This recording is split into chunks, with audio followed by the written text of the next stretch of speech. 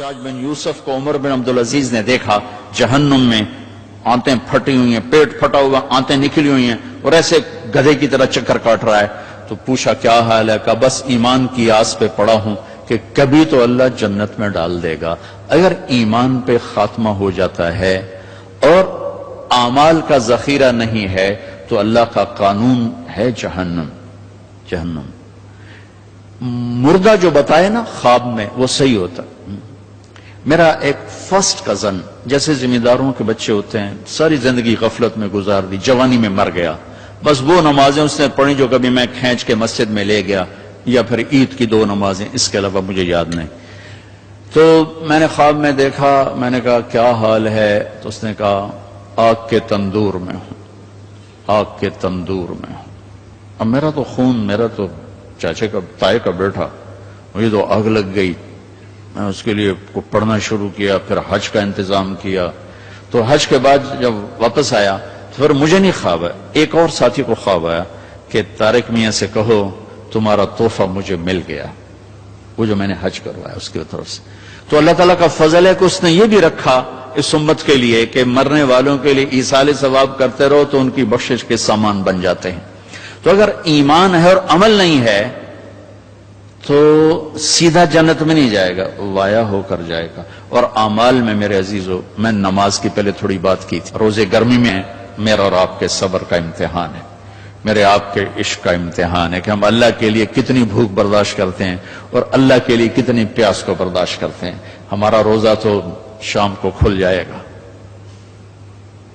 لیکن میرے نبی کی اولاد نے 72 گھنٹے کا روزہ رکھا تھا اور پیاسے ہی ذبح ہو کے اللہ کے پاس چلے گئے تھے، اور قیامت تک کے آنے والے انسانوں کے لیے عذر کے دروازے بند کر دیے تھے کہ وہ تو رمضان بھی نہیں تھا، پانی سامنے تھا، لیکن درندوں نے پانی روک دیا.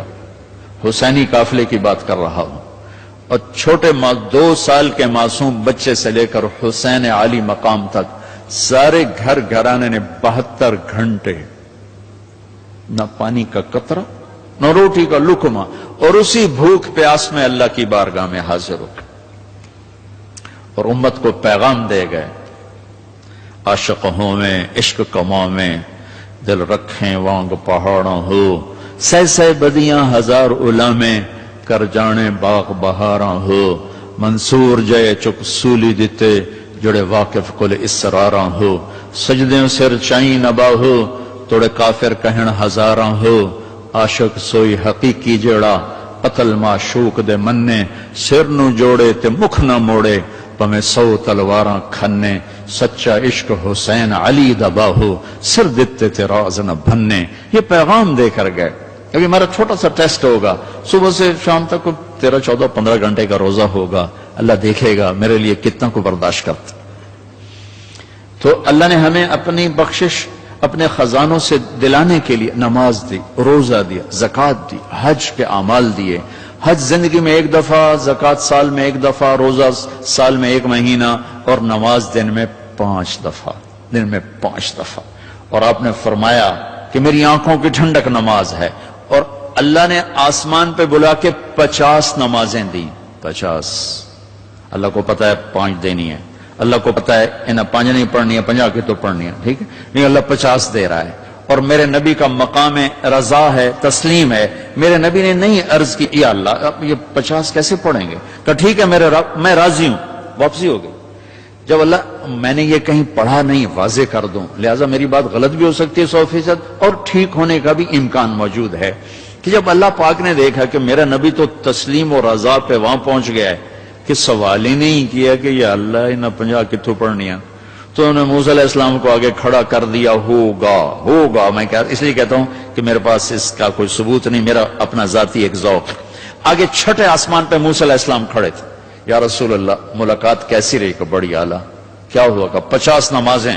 ان کو تو کہیں پڑھنی ہی نہیں، واپس جاؤ تھوڑیاں کراؤ. اب یہ چھٹے آسمان، یہ 7واں، یہ سدرۃ المنتہا، یہ فاصلے کوئی نہیں جانتا اللہ کے سوا، بے شمار ہیں، لیکن یوں طے ہو رہے تھے، لیکن فاصلہ تو ہے. واپس گئے تو اللہ نے 5 گھٹا دی، 45 نہیں گھٹائیں. اچھا بھائی میرے حبیب 5 کم کر دیتے ہیں. آنا جانا 9 دفعہ واپس بھیجا، 9 5 45. واپس جائیں یا رسول اللہ، واپس جائیں یا رسول اللہ، واپس جائیں یا رسول اللہ، اور ہر دفعہ 5 5 5 5، پہلے 5 کیوں نہیں دی؟ اور واپس گئے تھے تو 45 کیوں کم نہیں کی؟ ہر دفعہ بلا رہے ہیں، بھیج رہے ہیں، بلا رہے ہیں، بھیج رہے ہیں، اچھا 5 5 5 5، صرف آپ کو نماز کی اہمیت بتانے کے لیے کہ کتنا عظیم عمل ہے۔ جب 5 رہ گئیں اور موسیٰ علیہ السلام پھر کھلوتے، جی اب کیا ہوا؟ کہا جی 5 رہ گئی ہیں۔ کہا نہیں واپس جائیں، کوئی نہیں پڑھیں گے۔ کہا نہیں اب میں گیا تو یہ بھی اڑ جائیں گی، پھر میری امت کا کیا بنے گا، مجھے شرم آتی۔ کہا یا رسول اللہ ایک بات بتاؤں، کیا؟ میری امت پہ 2 نمازیں فرض تھیں، بنی اسرائیل 2 نمازیں تھیں، فجر کی 2 رکعت اور عصر کی 2 رکعت، باجماعت نہیں، انفرادی، رکوع کوئی نہیں، قیام سجدہ، تلاوت کوئی نہیں، تسبیح۔ قرآن میں آتا ہے ورکعی مع الراکعین، حضرت مریم کو وہ ورکعی سے مراد رکوع نہیں، جھکنا مراد ہے کہ جھکو اللہ پاک کے سامنے۔ رکوع ہمیں ملا، نماز میں تلاوت ہمیں ملی، اللہ اکبر ہمیں ملا، کسی امت کو اللہ اکبر نہیں ملا، کسی امت کو رکوع نہیں ملا، کسی امت کو تلاوت نہیں ملی، وہ اپنی کتاب کے حافظ نہیں ہوتے تھے، ہم اپنی کتاب کے حافظ ہوتے ہیں۔ ہمارا بچے سے لے کر بوڑھا، مرد سے لے کر عورت جو یاد کرنا چاہے، میرا شاگرد میرے یہاں مدرسہ میں، اس نے 29 دن میں قرآن یاد کیا، صبح سپارہ یاد کرتا تھا اور رات کو تراویح میں سناتا تھا۔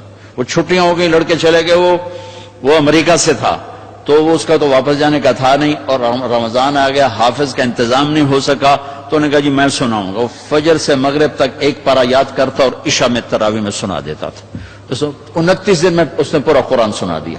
تو اللہ نے ہمارے لیے قرآن ایسا آسان، ابھی وہ امریکہ میں ماشاءاللہ مدرسہ، پہلی امت ہے اپنی کتاب کی حافظ نہیں ہوتی تھی، یہ امت قرآن کی حافظ۔ حضرت عثمان رضی اللہ تعالیٰ عنہ حرم شریف میں داخل ہوئے اور اللہ اکبر کر کے نماز کی نیت باندھی اور سورہ بقرہ شروع کی۔ عبد الرحمن تیمی پاس بیٹھے تھے، وہ کہنے لگے بھلا دیکھو رکوع کہاں کرتے ہیں، تو بقرہ سے جو چلے الف لام میم ذالک الکتاب، تو والناس پہ جا کے رکوع کیا، 1 رکعت میں سارا قرآن پڑھ دیا۔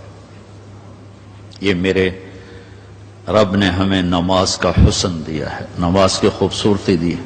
ابو ریحانہ ایک سفر سے واپس آئے تو ان کی بیگم ان کے انتظار میں، اس زمانے میں نہ کوئی موبائل نہ ٹیلی فون، تو انتظار ہوتا تھا، جو جب رات کو بیٹھنے لگے تو کہنے لگے 2 نفل پڑھ لو پھر بیٹھیں گے۔ ان کہاں پڑھ لو، اللہ اکبر۔ جو شروع ہوئے چلتے چلتے چلتے چلتے فجر کی اذان پہ جا کے 2 نفل ختم ہوئے، تو کہنے لگے ابو ریحانہ اما لنا منک نصیب، میرا کوئی حق نہیں تھا؟ کہنے لگے مجھے معاف کرنا، میں بالکل بھول گیا، مجھے یاد ہی نہیں رہا۔ کہنے لگے اللہ کے بندے، ایک کمرے میں بیٹھے ہوئے اور تم سفر سے واپس آئے ہو، انہوں نے کہا میں بھول گیا، سانو تو نمازاں تنگ کیتے رکھ دیا، وچے نماز دے یاد آ رہی، اور ایک کمرے میں تمہیں یاد کیسے نہیں آئی؟ کہنے لگے جب میں نے قرآن شروع کیا تو جنت میرے سامنے ایسی آئی کہ مجھے بھول ہی گیا کہ میں کہاں کھڑا ہوا۔ ہماری یہ نماز چاہے نہ بنے، چاہے یکسوئی والی نہ بنے، لیکن ہمیں سجدے کا حکم ہے، اگرچہ بت ہیں جماعت کی آستینوں میں، مجھے ہے حکم اذان لا الہ الا اللہ۔ وہ بت میری اپنی آستین میں بھی ہوں گے تو بھی مجھے سجدہ کرنا ہے، میرا دل ٹکے نہ ٹکے مجھے ماتھے کو زمین پہ ٹیکنا ہے اور مجھے اپنے اللہ کے سامنے جھکنا ہے۔ تو موسیٰ علیہ السلام نے کہا 2 نمازیں نہیں پڑھ سکے، 5 کیسے پڑھیں گے؟ کہ بس جس کا نصیب ہے وہ پڑھے گا، میں واپس نہیں جاؤں گا، میں لے کے جاؤں گا۔ جب آپ چلے نیچے تو پیچھے سے اللہ کی آواز ہے، میرے محبوب ہماری تو پھر 50 ہی ہیں، آپ کی امت 5 پڑھے گی، 50 لکھوں گا۔ آپ کی امت 5 پڑھے گی، 50 لکھوں گا۔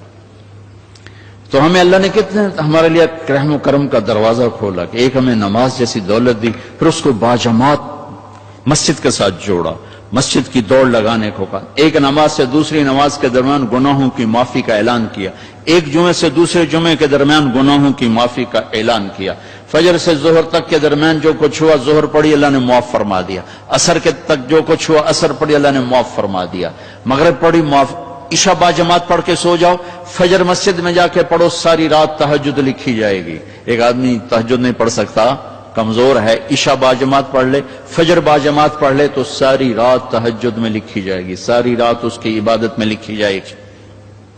اللہ نے ہمیں عبادات میں نماز اعلیٰ درجے کی چیز دی ہے۔ نماز کے بعد روزہ ہے جو ایمان کو ذرا